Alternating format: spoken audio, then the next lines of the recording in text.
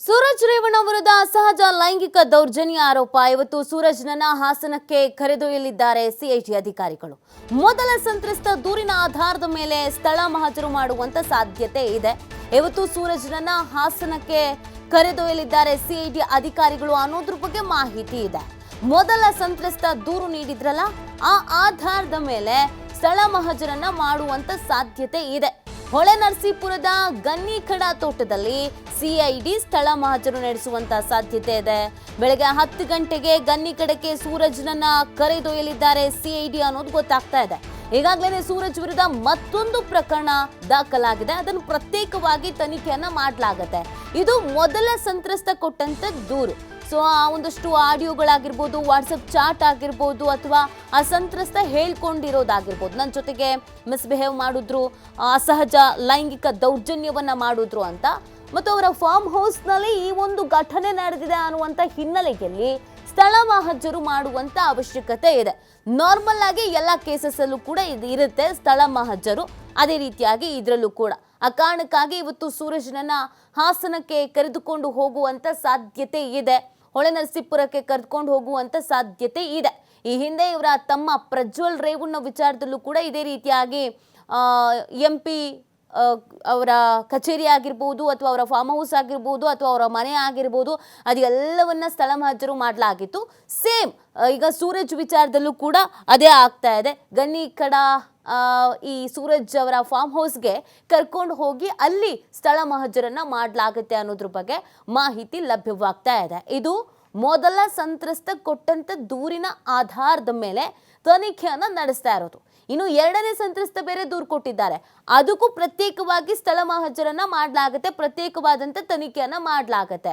ಈಗ ಮಾಡ್ತಾ ಇರೋದು ಮೊದಲ ಸಂತ್ರಸ್ತ ಕೊಟ್ಟಂತ ದೂರಿನ ವಿಚಾರಕ್ಕೆ ಸಂಬಂಧಪಟ್ಟಂತೆಗೆ ಇವತ್ತು ಹೊಳೆನರಸೀಪುರದ ಗನ್ನಿಖಡ ಅವರ ಫಾರ್ಮ್ ಹೌಸ್ ಏನಿದೆ ಅಲ್ಲಿಗೆ ಕರೆದುಕೊಂಡು ಹೋಗಿ ಸ್ಥಳ ಮಹಜರನ್ನ ಮಾಡಲಾಗತ್ತೆ. ಸೊ ಅಲ್ಲಿಂದ ವಾಪಸ್ ಕರ್ಕೊಂಡು ಬಂದು ತನಿಖೆ ಮತ್ತಷ್ಟು ಚುರುಕು ಪಟ್ಕೊಳ್ಳುತ್ತೆ. ಈ ಸಂದರ್ಭದಲ್ಲಿ ಸಾಕಷ್ಟು ಸಾಕ್ಷಿಗಳನ್ನ ಕಲೆ ಹಾಕ್ತಾ ಇದ್ದಾರೆ ಸಿಐಡಿ ಅಧಿಕಾರಿಗಳು. ಮೆಸೇಜಸ್ ಆಗಿರ್ಬೋದು, ಅಥವಾ ಆಡಿಯೋಗಳಾಗಿರ್ಬೋದು, ಅಥವಾ ಟ್ರ್ಯಾಪ್ ಮಾಡಿದ್ದಾರಾ, ಟ್ರ್ಯಾಪ್ ಆಗಿದ್ದಾರಾ, ಇದೆಲ್ಲವನ್ನೂ ಕೂಡ ತನಿಖೆಯಲ್ಲಿ ಬಹಿರಂಗಪಡಿಸಲಾಗತ್ತೆ.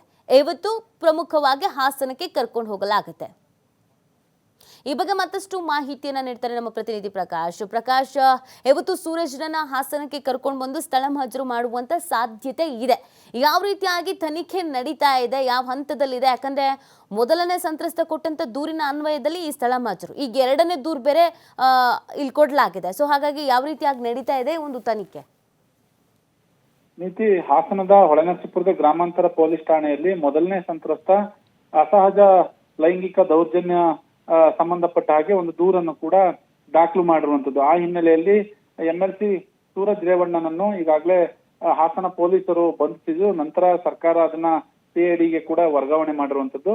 ಹಾಗಾಗಿ ಇವತ್ತು ಆ ಮೊದಲನೇ ಸಂತ್ರಸ್ತನ ಕೇಸ್ನ ವಿಚಾರವಾಗಿ ಹೊಳೆನರಸೀಪುರದ ಗನ್ನಿಖಡದ ತೋಟದ ಮನೆ ಏನಿದೆ, ಅಂದ್ರೆ ಫಾರ್ಮ್ ಹೌಸ್ ಏನಿದೆ, ಅಲ್ಲಿಗೆ ಸ್ಥಳ ಮಹಜರಿಗೆ ಕರ್ಕೊಂಡು ಬರ್ತಾರೆ ಅನ್ನುವ ಮಾಹಿತಿ ಸದ್ಯಕ್ಕೆ ಲಭ್ಯವಾಗಿರ್ತಕ್ಕಂಥದ್ದು. ಯಾಕಂತಂದ್ರೆ ಈಗಾಗಲೇ ಗನ್ನಿಖಡದ ಫಾರ್ಮ್ ಹೌಸ್ ನಲ್ಲಿ ಒಂದಿಷ್ಟು ಪೊಲೀಸರನ್ನು ಕೂಡ ನಿಯೋಜನೆ ಮಾಡಲಾಗಿರ್ತಕ್ಕಂಥದ್ದು. ಸೂರಜ್ ಅವರ ಅಭಿಮಾನಿಗಳು ಏನಾದ್ರು ಬರ್ತಾರ, ಅಲ್ಲಿಗೆ ಬಂದ್ರೆ ಒಂದಿಷ್ಟು ಏನಾದ್ರೂ ಸಮಸ್ಯೆ ಆಗಬಹುದು ಅನ್ನುವ ಹಿನ್ನೆಲೆಯಲ್ಲಿ ಇಟ್ಟುಕೊಂಡು ಈಗಾಗಲೇ ಅಲ್ಲಿಗೆ ಪೊಲೀಸರನ್ನು ಕೂಡ ನೇಮಕ ಮಾಡಿದ್ದಾರೆ. ಒಂದಿಷ್ಟು ಸಿಬ್ಬಂದಿಗಳನ್ನ ತೋಟದ ಮನೆ ಹತ್ರ ಬಿಟ್ಟಿರುವುದಂತೂ ಕೂಡ ಈಗಾಗಲೇ ಮಾಹಿತಿ ಬಂದಿರುವಂತದ್ದು. ಇವತ್ತು 10 ಗಂಟೆಗೆ ಅಥವಾ 12 ಗಂಟೆಗೆ ಅಂದ್ರೆ ಬೆಂಗಳೂರಿನಿಂದ ಕರೆದುಕೊಂಡು ಬರ್ತಾರೆ ಹಾಸನಕ್ಕೆ ಅನ್ನುವ ಮಾಹಿತಿ ಲಭ್ಯವಾಗಿರ್ತಕ್ಕಂಥದ್ದು. ಸಾಕಷ್ಟು ತನಿಖೆ ಒಂದಿಷ್ಟು ಚುರುಕು ಪಡೆದುಕೊಂಡಂತಹ ಹಿನ್ನೆಲೆ, ಅದು ಮೊದಲ ಸಂತ್ರಸ್ತನ ದೂರಿನ ಹಿನ್ನೆಲೆಯಲ್ಲಿ ಚುರುಕು ಪಡೆದುಕೊಂಡಿರುತ್ತೆ.